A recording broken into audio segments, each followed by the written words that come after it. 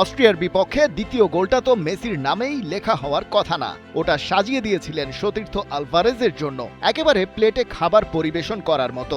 কিন্তু আলভারেজ সেটা কাজেই লাগাতে পারলেন না। লিও ছুটে এলেন, বল পেলেন এবং জালে জড়ালেন। পার্থিব এই পৃথিবীতে অপার্থিব সৌন্দর্য, বাপায়ের জাদু, বাস্তবতার বাইরে অলিক কল্পনাকে যা হার মানায়। মহাকালের গায়ে খোদাই করে লেখা একটা নাম, দেশকালের সীমানা ছাড়িয়ে যে নিজেকে নয় শুধু টেনে নিয়ে গেছে কয়েক জেনারেশনকে, করেছে চ্যাম্পিয়ন, কিংবদন্তি নাকি সর্বকালের সেরা, সেই বিতর্ক করার সাহস এখন আর কারো নেই। লিওনেল মেসিকে দলে পাওয়া যে কোনো কোচের জন্যই পরম সৌভাগ্যের, আবার একই সাথে এক মস্ত ট্যাকটিক্যাল ধাঁধা। ৩৯ ছুঁই মেসিকে মাঠে রেখে কিভাবে দলের ডিফেন্সিভ ভারসাম্য ধরে রাখা যায়? ফুটবল বিশ্বের এই চিরন্তন প্রশ্নের উত্তর খুঁজতে গিয়ে লিওনেল স্কালোনি এবার যে ফর্মুলা বেছে নিয়েছেন তার সাথে অদ্ভুত এক মিল খুঁজে পাওয়া যাচ্ছে মিকেল আর্তেতার আর্সেনালে। আধুনিক ফুটবলে আউট অফ পজিশন বা বল হারানোর পর উইঙ্গার ও ফরওয়ার্ডদের নিচে নেমে ডিফেন্ড করতে হয়, কিন্তু মেসির পক্ষে এই বয়সে এসে প্রতিপক্ষের বিল্ড আপ চোখ করতে টানা হাই ইন্টেন্সিটি প্রেসিং চালানো অসম্ভব। স্কালোনি এখানে আর্তেতার আর্সেনাল ব্লু প্রিন্টটাই কাজে লাগাচ্ছেন। মাঠে মেসি খেলছেন একদম ফ্রি রোলে, বল যখন প্রতিপক্ষের পায়ে থাকে মেসি তখন ট্যাকটিক্যাল রিল্যাক্সেশন পান, এনার্জি বাঁচিয়ে রাখেন পরের আক্রমণের কাউন্টার ট্রিগার করার জন্য। মেসি যখন প্রেসিংয়ে অংশ নেন না তখন আর্জেন্টিনার বাকি ১০ জন খেলোয়াড় মুহূর্তের মধ্যে একটা নিখুঁত ডিফেন্সিভ শেপ তৈরি করে ফেলে। ঠিক যেভাবে আর্সেনাল তাদের মাঝমাঠ ও রক্ষণকে এক সুতোয় বেঁধে প্রতিপক্ষের পাসিং লেনগুলো ব্লক করে দেয়, আর্জেন্টিনা ঠিক সেই একই নিরেট ইউরোপিয়ান কৌশলে স্পেস কাভার করছে।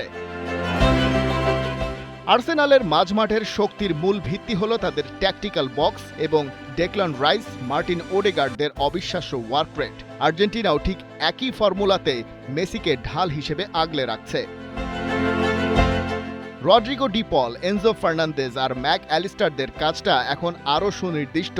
মেসি যখন ওপরে ফাঁকা জায়গায় বলের জন্য অপেক্ষা করেন, এই মিডফিল্ড ট্রায়ও তখন মাঠের বিশাল এলাকা জুড়ে রাজত্ব করে। ডি পলের অক্লান্ত রানিং আর স্পেস কাভার করার ধরন যেন আর্সেনালের মাঝমাঠের সেই চেনা হাই প্রেসেরই আন্তর্জাতিক সংস্করণ। ম্যাচের সিচুয়েশন অনুযায়ী আর্জেন্টিনা যেভাবে ৪-৩-৩ থেকে হঠাৎ ৩-৪-২-১ শেপে রূপান্তর হচ্ছে তা আধুনিক ক্লাব ফুটবলেরই প্রতিচ্ছবি। ফুলব্যাকদের ইনভার্টেড রোলে খেলিয়ে মিডফিল্ডে নিউমেরিক্যাল সুপিরিয়রিটি তৈরির এই কৌশল আর্তেতার অন্যতম প্রধান অস্ত্র।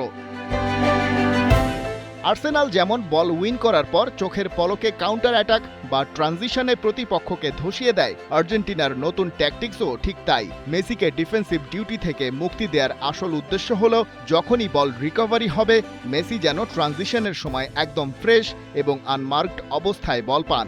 সেখান থেকে হুলিয়ান আলভারেজ কিংবা নিকো পাসদের ডায়াগোনাল রানগুলো খুঁজে নেয়ার তখন মেসির জন্য বাপায়ের খেল মাত্র। কাগজে কলমে এটা আর্জেন্টিনার চিরাচরিত লাতিন ঘরানার ফুটবল মনে হতে পারে, কিন্তু ভেতরকার ট্যাকটিক্যাল মেকানিজম ঘাটলে দেখা যাবে ইউরোপের সবচেয়ে নিখুঁত আধুনিক ট্যাকটিক্যাল মেশিনের ইঞ্জিনটাই স্কালোনি জুড়ে দিয়েছেন মেসির বিদায়ী মঞ্চকে নিখুঁত করার জন্য। কিন্তু এই ট্যাকটিক্স কি লং রানে এই বিশ্বকাপে ধোপে টিকবে? কঠিন কোনো পরীক্ষার মুখে এখনও পড়েনি আলবিসেলেস্তেরা। ইউরোপিয়ান হাই ইন্টেন্সিটির টিম আর সেই সাথে সলিড ডিফেন্সের কোনো দলের বিপক্ষে স্কালোনির এই ট্যাকটিক্স কতটা কার্যকর সেটা তো সময়ই বলে দেবে। তবে শঙ্কার ব্যাপার, বিশ্বকাপের প্রথম ২ ম্যাচে আর্জেন্টিনার করা ৫ গোলের সবকটাই মেসির। অস্ট্রিয়ার বিপক্ষে আর্জেন্টিনার ৫টা অন টার্গেট শটের ৪টাই মেসির। LM10 হাইলি মার্কড হলে বাকিরা কি সামলে নিতে পারবেন আগামীতে? খালিদ জামিল, একাত্তর।